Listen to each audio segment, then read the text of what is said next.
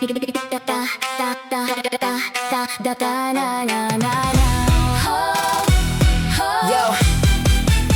hindi man inanunsyo, iba ang pakiramdam. Tahimik ang paligid pero mabigat ang hakbang. Unti-unting nilalagyan ng tanikala ang galaw sa bawat bagong patakaran. May umaalingaw-ngaw, ngunit sino ang nagbabantay sa nagbabantay mismo? Hindi mo man marinig ang salitang pagbabawal. Ramdam mo naman ang bigat sa bawat hakbang. Unti-unting kumikipot ang espasyong ginagalawan. Habang lumalawak ang kontrol sa mamamayan, hindi man idineklara sa harap ng madla. Garapalang panloloko ng harap-harapan. Parang may aninong sumasabay sa bawat umaga. Hindi tayo kalaban ng sariling bansang nais lang ay bukas na pag-uusap at pag-asa. Isang tinig, isang bayan, isang kinabukasan. Nasa kamay ng mamamayan ang tunay na kapangyarihan. Hindi man sabihin daman ng bayan, tahimik ang unos ngunit malalim ang dahilan. Kalayaan ba ito o unti-unting nawawala?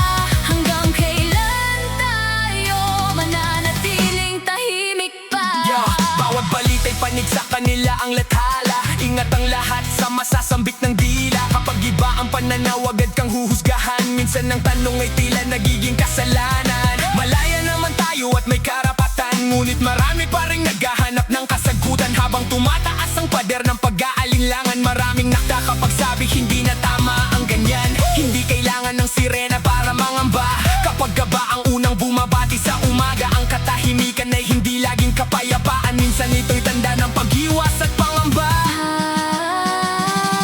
Hindi tayo kalaban ng sariling bansang nais lang ay bukas na pag-uusap at pag-asa. Isang tinig, isang bayan, isang kinabukasan. Nasa kamay ng mamamayan ang tunay na kapangyarihan. Hindi man sabihin daman ng bayan, tahimik ang unos ngunit malalim ang dahilan. Kalayaan ba ito o unti-unting nawawala?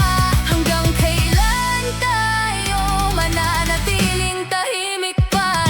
Takot ang bumabalot sa Bawat opinyon, lahat ay nag-iingat sa bawat reaksyon. May karapatan nga ba o nasa papel lang? May kalalagyan ka kung ikaw ay lalaban. tira lang takot sa bawat sulok at kanto. Dahil hawak na sa leeg ang buong hukbo. At kung tila papet na ang turing ng nasa Senado, may demokrasya pa ba sa dita ng pinuno? Hindi kulay ang sukatan ng pagmamahal sa bayan. Hindi maleta ang batayan ng katotohanan. Kapag may karapatan, gamitin ang may pananagutan. Kapag may kapangyarihan, pairali ng katarungan. Hindi tayo kalaban ng sariling bansang nais lang ay bukas na pag-uusap at pag-asa. Isang tinig, isang bayan, isang kinabukasan.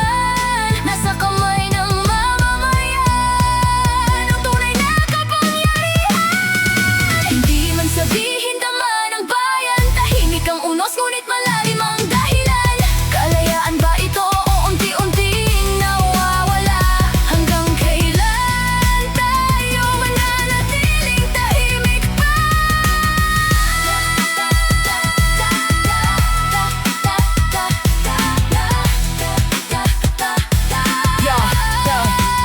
Yo, Kung ako lang ba ay naging mayaman, sisikapin ko maging matapang. Di tulad ng ibang kilalang mayayaman. Pag nasupalpalan ng pera, tatahimik na sa pinaglalaban. Kaso ang hirap maging matakong kapag masalaylayan ka. Wala kang boses sa kakasalita. Hindi rin kami pakikinggan dahil sa wala. Pero lalakas ito kung tayo sama-sama. Tandaan nyo, mga kababayan, taong